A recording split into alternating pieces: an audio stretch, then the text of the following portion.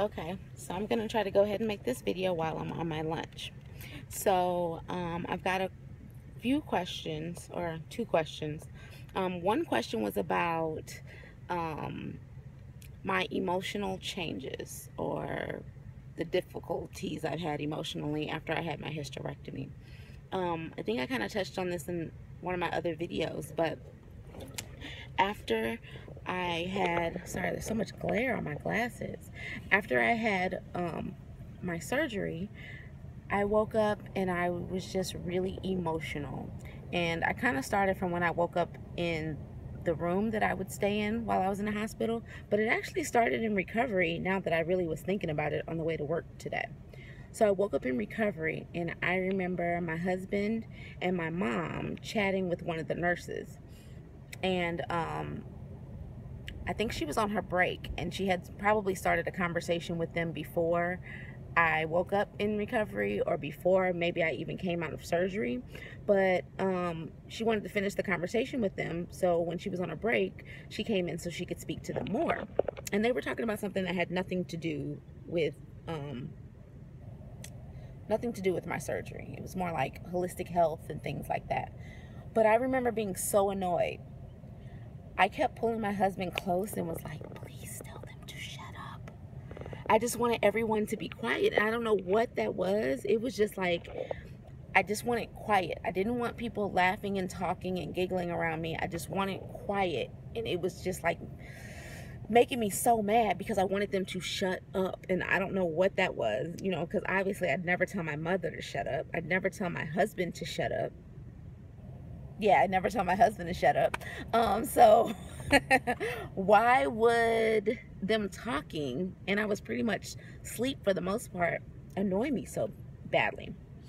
Then we got to the then we get to the part where I woke up in the room that I would stay in while I was in the hospital, and my husband had told me he was going to get him something to eat, and I think there was a seafood place close to the hospital. My husband loves seafood, so he went there. Well, I probably woke up maybe an hour and a half, 2 hours later, and he still wasn't in the room. And see, he still wasn't in the room, and I didn't have my cell phone. Like, he had his cell phone, my cell phone, in his pocket. He probably didn't even realize he took it with him, but he had my cell phone in his pocket, and so I couldn't call him. And for some reason, I was so foggy from all the medications I was on, I couldn't think of his phone number, and I couldn't think of my mom's phone number.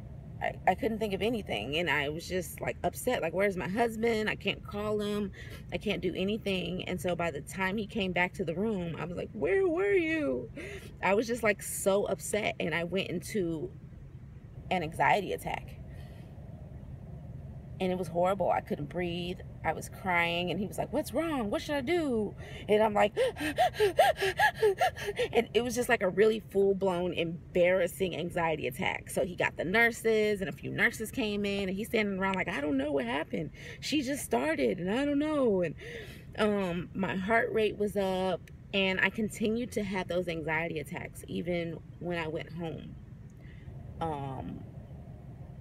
I really think my ovaries kind of just are out of whack. And I think I told you guys before, I need to go and get some hormonal testing because I have hot flashes at night.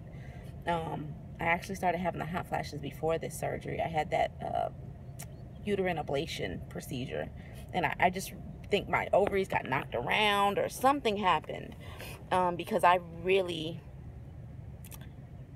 can admit that I'm an emotional person, but I'm also a person who keeps my emotions to myself. Like, I usually just go through them in my head, but I haven't been able to do that anymore.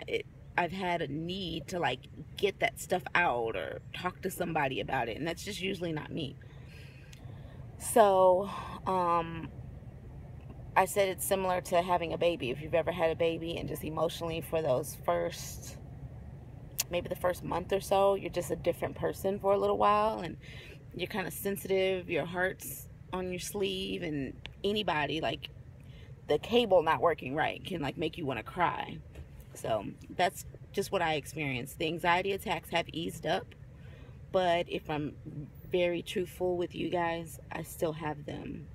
They just aren't as bad to the point where they show outwardly. So yeah, I probably need to see somebody about that. The other thing, someone had a question about sex. I'm probably going to start a new video here because I don't want this to get cut off. So give me 1 second.